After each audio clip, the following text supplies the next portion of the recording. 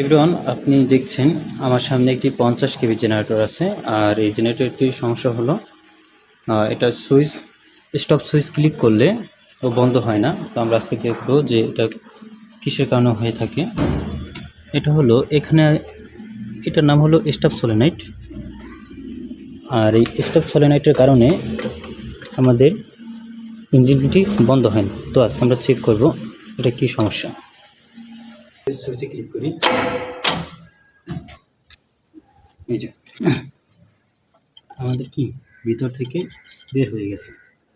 আর এই সমস্যার কারণে আমাদের স্টপ সলিনয়েডটি কাজ করে না। তো আমাদের এটা পরিবর্তন করতে হবে।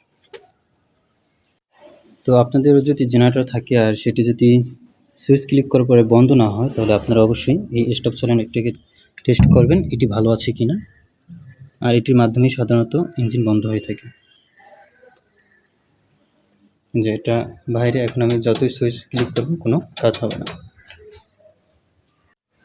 তো স্টপ সলিনয়েডের এই সমস্যাটাকে সাময়িকভাবে আমরা ঠিক করার জন্য একটি কেবলের মাধ্যমে এটাকে বেঁধে দেব, যাতেও সামনে বের হতে না পারে। বেঁধে